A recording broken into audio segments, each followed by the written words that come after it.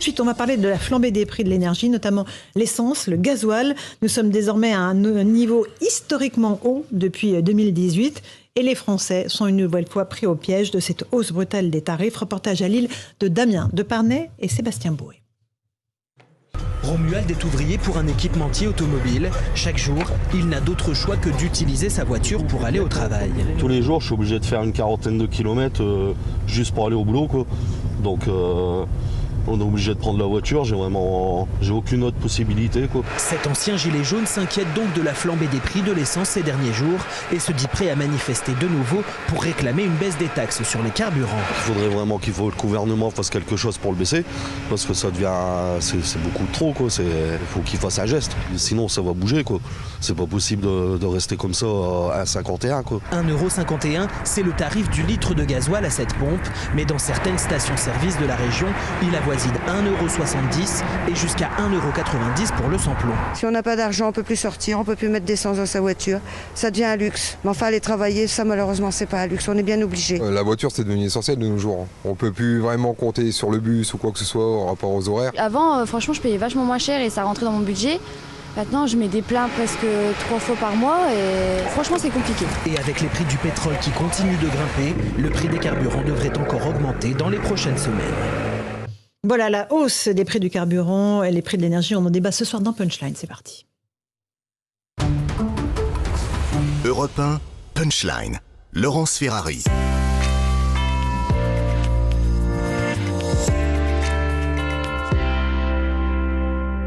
Il est 18h si vous nous rejoignez à l'instant sur Europe 1 et sur CNews. On parle des prix du carburant, de l'explosion des prix de l'énergie. Céline Pina, on a entendu ces personnes qui viennent de Lille, qui sont à Lille, évoquer le spectre des gilets jaunes, dire on ne s'en sort pas.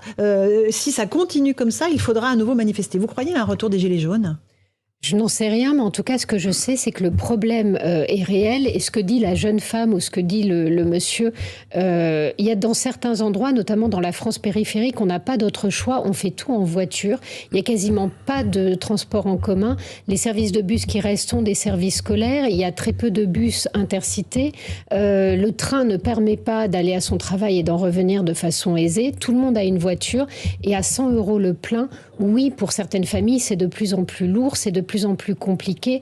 On a la chance d'avoir une échéance électorale qui permet de faire effet de catharsis et éventuellement de reporter la colère, mais il est évident qu'on ne s'en sortira pas avec un chèque énergie qui est destiné aux revenus les plus bas, qui est en fait une forme de charité, mais qui ne touche absolument pas les classes moyennes, qui elles sont en train d'être impactées de plein fouet par l'explosion des prix de l'énergie. Et on oublie autre chose, ce sont les industries, justement les petits industriels, qui aussi sont extrêmement impactés, au point que parfois, quand votre facture d'énergie triple, c'est tous vos bénéfices qui s'envolent. Donc il y a les deux effets qui sont en train de se conjuguer. Il faudrait vraiment que le gouvernement intervienne très vite. Jean-Claude Dacier, le retour des Gilets jaunes, c'est une perspective... Moi, je n'y crois pas du tout. Pourquoi ?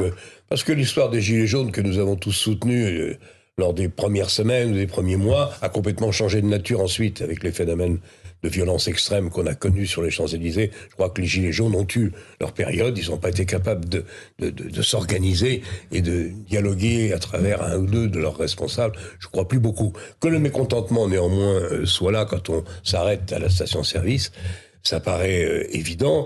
Tous les prix de l'énergie augmentent. Je citais le fuel, dont beaucoup de Français se servent pour se chauffer, c'est 1 000 €, les 1 000 litres. Et en général, pour un hiver, vous êtes plutôt sur un plein ou un plein et demi. Ça dépend évidemment des familles. Mais en gros, ça fait quand même une très grosse dépense. Et effectivement, l'essence est à 1,70 ou 75 pour le 98, 1,64, 1,65 pour le 95. Ça fait beaucoup d'argent. Alors, quelle solution ? Moi, je n'en ai pas, sauf de constater qu'au fond, le pétrole n'a jamais été cher. C'est la taxe et c'est la fiscalité française qui le rend hors de prix. Et s'il est vrai le problème de production en amont aussi. Oui, mais ça, cher ami, le volume de production. Alors là, on peut ouvrir ce débat. Qu'est-ce que font les pays pétroliers ? Pourquoi la Russie freine-t-elle ses livraisons de gaz ? Pourquoi les Américains ont maintenant un pétrole et un gaz de schiste de moins en moins rentables ? On peut l'ouvrir. C'est vrai que c'est au départ à la production que les prix augmentent. Si le président, mais il y a aussi un problème de nécessité pour l'État d'essayer, non pas d'équilibrer ses comptes, on en est tellement loin, mais au moins de garder quand même un minimum de recettes. C'est vrai qu'il pourrait accepter, ça n'a jamais été fait, je crois, ou alors il y a très longtemps, de baisser les taxes. Il y a 60% de taxes sur un litre d'essence. 60%, le pétrole n'est pas cher. Mais évidemment qu'il y a une marge. Oui, mais la marge est une chose, les déficits de l'État, c'est plus une marge, c'est un abysse. Donc évidemment, c'est compliqué. Et c'est compliqué, vous le disiez, vous avez raison, Madame Pina, pour les grands industriels et les petits, tous ceux qui utilisent ou pour chauffer les établissements ou pour fabriquer leurs produits, c'est quelque chose qui va vite poser un problème et qui va déclencher un phénomène d'inflation, au moins dans ce secteur évident. On commence à payer, je ne voudrais pas être polémiste, mais on commence à payer la transition écologique. Et ce n'est que le début. Surtout que la TVA et la TIPP, c'est ça les revenus de l'État, c'est pas l'impôt sur le revenu. Eh oui, bien sûr, mais vous avez Maître raison. Goldnadel, le retour des Gilets jaunes, vous y croyez ou pas? J'en sais rien. Vous savez, alors ce genre d'explosion sociale, personne ne peut les prévoir à l'avance, hein, ce genre de choses. En tout état de cause. Bon, ceux qui se plaignent, là, c'est la France des fumeurs de clopes et qui marchent au fioul, comme disait avec mépris, je ne sais plus quel... Benjamin Griveaux, je voulais... vous n'avez pas mon aménité. Donc c'est un peu ceux-là qui se plaignent, qui prennent évidemment... en plein visage cette augmentation, voilà, et comme le dit très bien Jean-Claude, bon, c'est aussi une question de politique énergétique. Hein. On pensait que la voiture c'était fini, voilà. On a supprimé, parce que là maintenant on découvre, vous parliez des mini-réacteurs nucléaires, mais on découvre maintenant les bienfaits du nucléaire et les méfaits du charbon allemand. Mais c'eût été peut-être un peu plus avisé que de ne pas stopper ce qui était le fleuron de l'industrie française. Il n'y en a pas tellement. Hein, on devrait les bichonner. Cela, non, je sais pas, par une sorte de fuite en avant idéologique, on a sacrifié. Alors, je ne sais pas très bien ce que fait en même temps notre président de la République. À la fois, il avait décidé de terminer le nucléaire, maintenant il le reprend. Alors, il avait fermé Fessenheim, mais Fessenheim. là, il veut des mini-réacteurs. Oui, mais enfin, on avait décidé quand même de supprimer. Non, de ramener la part du nucléaire à 50% dans le mix énergétique en 2035. Je vois que vous êtes plus savante. Je connais mes dossiers. Je vois que vous êtes plus savante. Ça fait partie des 2 ou 3 dossiers que je maîtrise assez imparfaitement. Je vois ça. Voilà. Donc, mais bon, tout dépend comment va tourner le prix du pétrole, mais... Ce qui est sûr, c'est que la circulation est moindre, il me semble. Moi, j'ai un peu circulé ce week-end, il me semble, j'ai peut-être rêvé... À cause de ça, à cause du prix de l'essence, il y avait beaucoup moins de circulation, enfin, sensiblement moins de circulation sur les routes. Ce que dit aussi M. Dacier, avec la pertinence économique qu'il caractérise, c'est que compte tenu des finances abyssales de la France, on peut aussi choisir la fuite en avant. De toute façon, je vais dire quelque chose. La fuite en avant jusqu'à mai, c'est mai, les élections? Non, avril, c'est mois d'avril. Merci. Jusqu'à avril, on va continuer de fuir. Et puis après, il sera trop tard de toute manière. David Lebars, évidemment, on se rappelle qu'en 2018, le mouvement des Gilets jaunes avait démarré sur une hausse comme ça des prix des carburants et les policiers avaient payé le prix cher aussi au moment de ces manifestations. Oui, alors moi, j'y connais rien du tout sur le domaine énergétique. Sur le domaine sécuritaire, je m'y connais un petit peu. Il arrive que la modestie confine à l'orgueil. Oui, faites attention. C'est un dossier explosif, en tout cas. Faites attention. Non, c'est surtout un mauvais souvenir. Je vais dire pourquoi. Parce que c'est le mouvement des Gilets jaunes, j'en ai un souvenir précis.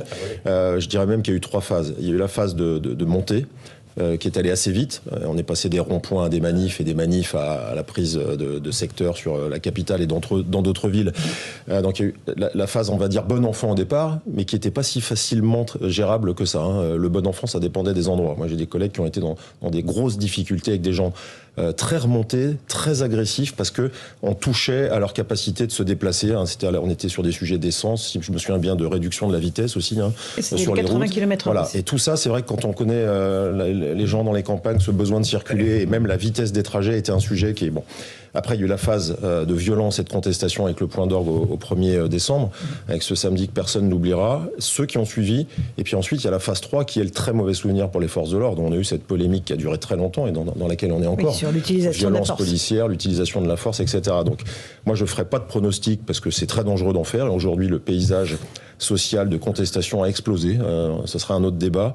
Il faut être prudent. Il y a des services de renseignement qui travaillent bien, mais je ne souhaiterais pas qu'on ait en tout cas la réémergence sous la même forme de mouvements gilets jaunes. Et c'est évidemment pas les gilets jaunes en eux-mêmes qui ont fait dégénérer la contestation. C'est beaucoup de gens qui s'y sont greffés. Mais aujourd'hui, les mauvaises habitudes sont prises et la violence dans les manifestations, c'est devenu quelque chose de constant. En tout cas, quand il y a suffisamment de manifestants pour permettre à ceux qui veulent tout casser de profiter de manifestants honnêtes pour se servir d'eux comme bouclier. C'est-à-dire que de nouvelles manifestations ultra-violentes seraient évidemment très compliquées à gérer pour vous, policiers? Très compliqué parce que très fatigant, très chronophage. Évidemment, avec toujours ce débat qui est très compliqué sur la nécessité et l'usage de la force.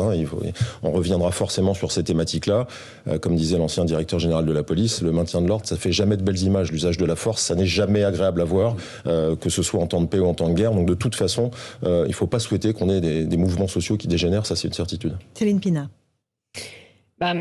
Malheureusement, je pense que c'est aussi lié à un décalage extrêmement fort, c'est-à-dire que aujourd'hui vous avez tout un discours autour des transports en commun par des gens qui vivent à Paris dans quelques arrondissements et qui ne se rendent pas compte que ça c'est pas la vie de la majorité des Français.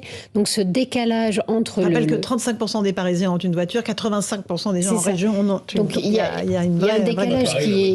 un décalage qui est monstrueux et du coup vous avez des élites qui tiennent un discours qui est un discours idéologique, dogmatique, des gens qui, eux, affrontent la réalité. Et avant, on savait, au nom de l'intérêt du pays, faire primer, en fait, l'intérêt des gens qu'on défendait, l'intérêt du pays, et ne pas mettre en avant de dogmes moraux. Aujourd'hui, au nom des dogmes moraux, on est prêt à envoyer dans le mur toute une partie de sa population.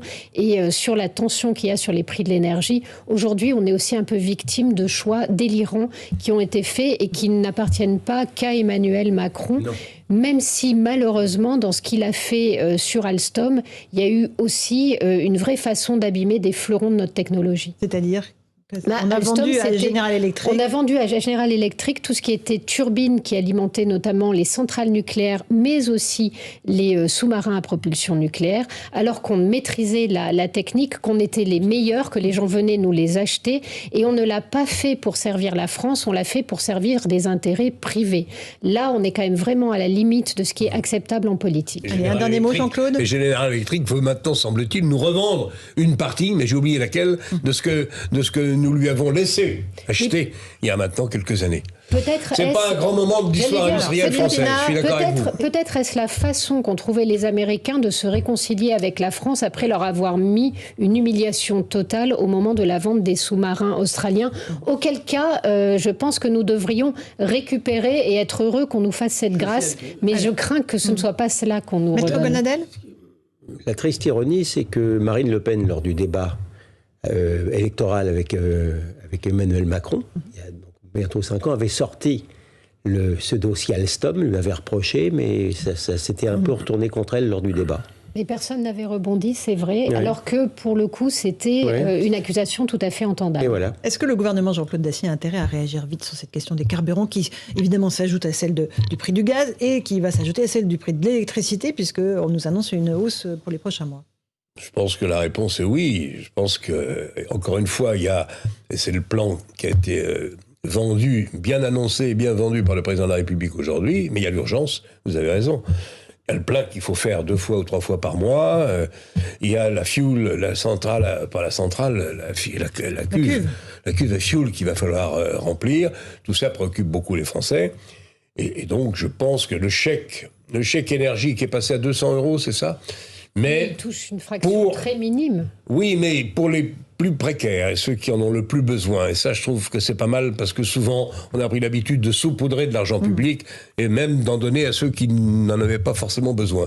Qu'on fasse un gros effort à ceux et pour ceux qui en ont vraiment besoin, ça, ce serait une grande politique sociale. C'est pas les habitudes du pays. Mais j'allais dire, après, le plan annoncé par Emmanuel Macron, ça fait un peu un bon tien vaut mieux que 2 tu l'auras. Là, on a une promesse magnifique. La réalité, c'est quand même une crise violente. Allez, on parle du plan ou on en parle plus tard? On en parlera plus tard. On fait d'abord une petite pause. On se retrouve dans un instant avec le commissaire Lebars, Céline Pina, Maître Gonadel et Jean-Claude Dacier. On évoquera les violences contre les forces de l'ordre. 2 gendarmes ont été agressés tout près de Grenoble. Des pompiers aussi ont été des policiers visés par des tirs de mortier à Rennes. La liste des violences contre les forces de l'ordre ne cesse de s'allonger. À tout de suite dans Punchline.